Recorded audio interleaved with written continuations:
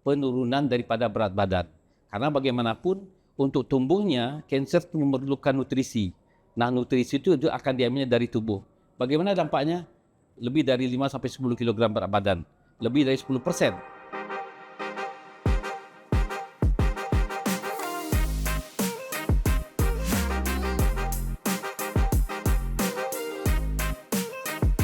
Hai Sobat Sentra, saya Dr. Eva Pairi, SPPD KOM dari SWYCC, Sentra Medical Hospital Cibinong. Dalam Sentra Scoop kali ini kita akan bicara tentang gejala-gejala kanker yang sering diabaikan.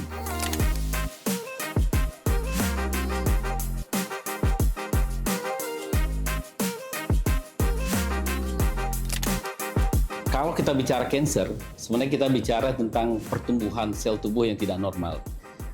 Jadi sel tubuh tumbuh normal, ada sel tubuh tidak normal. Nah, pada kanker itu pertumbuhannya tidak normal dalam artian dia tumbuh terus-menerus dan tidak mati.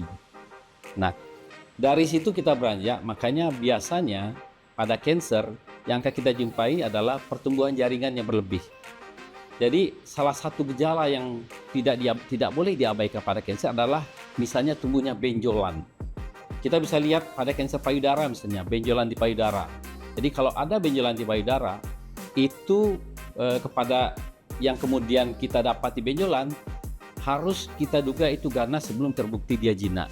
Sehingga perlu ditindaklanjuti, entah itu dengan mamografi, ya, kemudian dibawa ke bedah onkologi untuk diperiksa, terutama yang sudah ada di Rumah Sakit Sentra Medika Cibinong.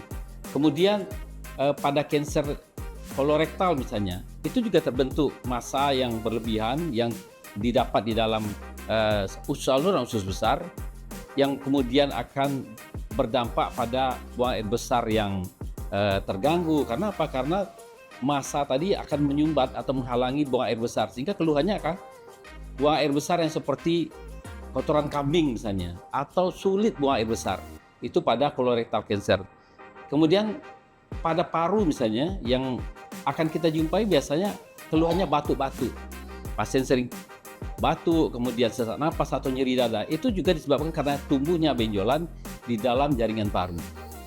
Sehingga kalau ada kita jumpai benjolan di payudara, kemudian perubahan daripada buang air besar, kemudian perubahan dari rasa nyeri di dada, sesak napas, segeralah berobat dan menindaklanjuti keluhan tersebut, terutama apabila kemudian diikuti dengan penurunan daripada berat badan. Karena bagaimanapun untuk tumbuhnya, kanker memerlukan nutrisi. Nah, nutrisi itu akan diambilnya dari tubuh. Bagaimana dampaknya? Berat badan akan menurun, bahkan lebih dari 10 kilo atau lebih dari 5-10 kg berat badan, lebih dari 10%. Sehingga kadang pasien bisa datang dengan berat badan menurun sampai 5-10 kilo.